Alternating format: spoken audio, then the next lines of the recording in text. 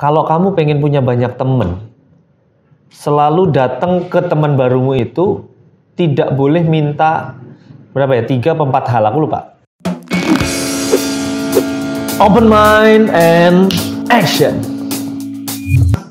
Video kemarin katanya punya banyak temen, banyak duit. Tapi kan umumnya orang-orang itu kita punya duit dulu baru mau temenan tuh. Iya. Malah jatuh-jatuhnya kayak pinjam itu lagi. Gimana dong?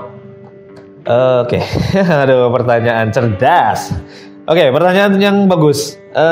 Memang gitu ya. Pada umumnya itu berarti emang keumumannya gitu ya. Kalau kita punya duit itu lebih banyak lagi temen yang mau merapat ya. Emang iya sih. Tapi gini, memang kebanyakan seperti itu. Makanya punya banyak temen biar ngasilin banyak duit itu memang lebih perjuangan sih memang. Kenapa? Karena kan kita jadi harus memilih-milih orang yang tidak mata duitan. Nah, faktanya orang yang seperti ini tidak lebih banyak daripada mereka yang dalam tanda kutip mata duitan. Tapi kalau kita bergaul di lingkungan yang tepat ya, kita akan lebih sering melihat orang-orang yang bukan mata duitan tadi, tapi justru yang dermawan. Justru yang gampang ngasih proyekan, gampang ngasih orderan ke temennya, gampang yang gitu-gitu.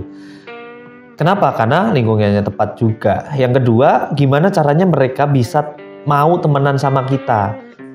Ada satu prinsip yang saya belajar dari banyak sekali mentor. Salah satunya yang paling saya ingat banget sama ilmunya Pak Tung Desem Waringin.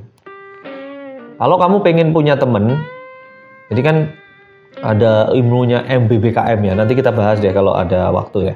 Ini ilmu yang powerful banget, bikin saya hidup lebih mudah hari ini, bahkan tidak harus lebih pintar daripada orang lain. Gila ya. Nah, tapi intinya adalah gini. Kalau kamu pengen punya banyak temen, selalu datang ke teman barumu itu tidak boleh minta berapa ya? 3 atau 4 hal, aku lupa. Kalau nggak salah ini. Pokoknya kamu kalau punya temen tuh pokoknya jangan minta. Jangan minta apa? Jangan minta duit, jangan minta kerjaan, jangan minta pinjaman. Yang keempat, jangan minta apa? Jangan minta tiga-tiganya. Ini parah nih. Minta tiga-tiganya, udah minta duit, minta pinjaman, minta kerjaan. Parah ini. Nah, kalau kita nggak boleh minta-minta kayak gitu, terus minta apa? Ya emang nggak usah minta. Emang temenan harus minta-minta kan? Enggak kan? Kalau temenan itu harus ngasih-ngasih. So, kalau kamu pengen punya teman banyak, kamu punya temen, punya bisnis kayak gituan loh. Aku bisa bantu apa? Nah gitu. Jadi bukan minta, tapi ngasih sesuatu. Apa nih yang bisa dikolaborasiin? Jadi obrolanmu sama temen itu beda sama kalau temenmu itu mata duitan. Kalau temen mata duitan tuh bingung mau ngomong apa. Mereka bisnis juga nggak punya. Kelihatannya banyak duit, pakai mobil mewah, pakai motor keren. Tapi aslinya kosong dompet. Rekeningnya juga kadang kosong. Duit orang tua. Nah, ini nih yang susah nih. Jadi kalau ngobrol tuh nggak nyambung aja. Kita punya usaha, dia enggak gitu. Tapi kok kayaknya punya mobil lebih kerenan dia gitu ya. Ya kadang emang dunia seperti ini. Tapi kalau temennya yang temen-temen lingkungan yang pas nih, kita bisa ngobrolin bisnis bareng. Kita kenalan, ngobrol-ngobrol. Oh, kamu punya bisnis itu? Bisa dikolaborasiin kayaknya. Kayaknya aku bisa deh bantuin bisnis kamu.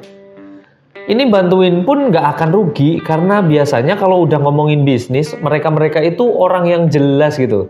Selalu mengangkatkan semuanya di depan. Kalau kita bantu mereka juga, mereka selalu profesional untuk oke, bantuin deh. Bantu jualan ya. Nanti aku kasih komisi sekian deh. Nah, udah ada celetukan itu, walaupun secara lisan itu juga akad loh ya. Saya dimodalin bisnis senilai lebih dari 700 juta. Itu akadnya di apa? Sama temen. Itu temen baru ketemu 2 kali, udah langsung ngasih pinjaman modal 700 jutaan.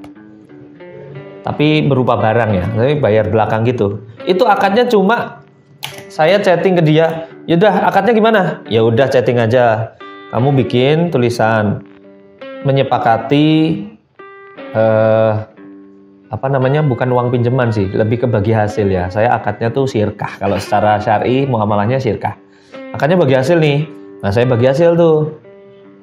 Saya tulis tuh di situ, menyepakati akad bagi hasil dengan dua pihak. Satu saya, satu dia. Dia sebagai pemodal, saya sebagai mudhorib atau pelaksana. Bagi hasilnya 50-50. Terus aku kirim ke dia, terus dia bilang oke, udah. Saya screenshot, simpen ke HP masing-masing. Screenshot ya, simpen ya, itu akad kita. Itu doang. Kalau temennya udah slow ya enak beneran enak. Nggak ada tanda tangan di atas materai, nggak ada kertas, beneran cuma screenshot. Beneran cuma akad itu udah, itu namanya gentleman agreement, udah. Gentleman itu ya laki gitu ya. Jadi perjanjiannya laki-laki. Omongannya dipegang gitu. Omongannya bisa dipegang gitu. Jadi ya cari teman-teman yang kayak begitu. Jangan teman-teman yang kalian harus punya duit dulu baru mereka mau temenan. Cari teman-teman yang mau sama-sama saling sinergi. Jadi saya kalau cari teman tuh selalu nyari celah sinerginya apa ya. Aku tuh selalu nyari kalau punya teman baru nih, aku selalu dalam hati, aku bisa bantu apa ya nih orang, aku bisa bantu apa ya ini temenku ya.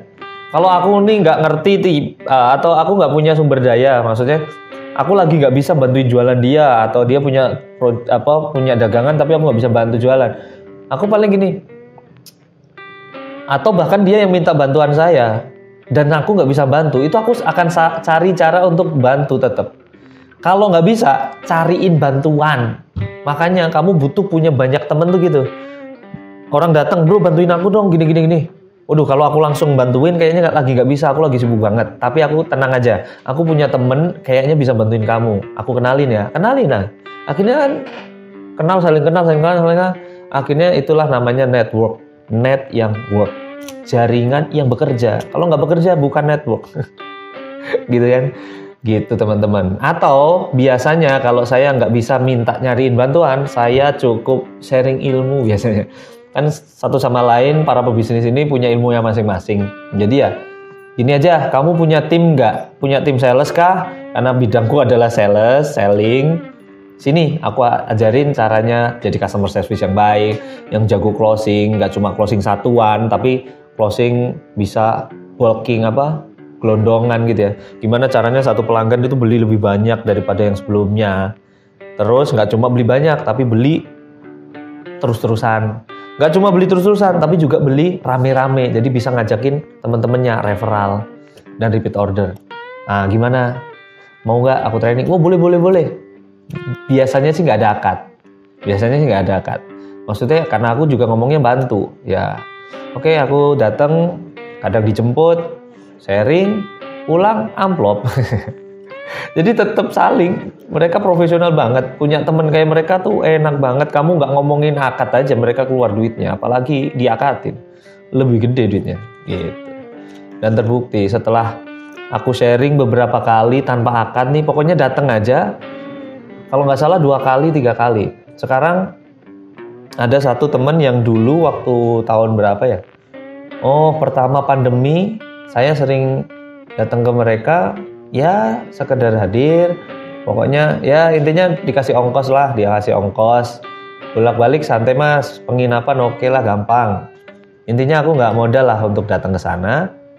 Sekarang dia ngegaji saya 20 juta nih bukan buat flexing ya, kan cuma mau ngasih kasus realnya aja.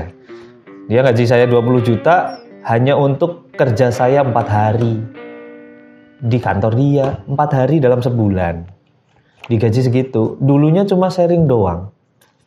Nah, punyai banyak teman yang kayak gitu. Intinya punya teman jangan nyari manfaat, kita dulu yang ngasih manfaat. Karena seberapa berharganya Anda, itu seberapa bermanfaatnya Anda.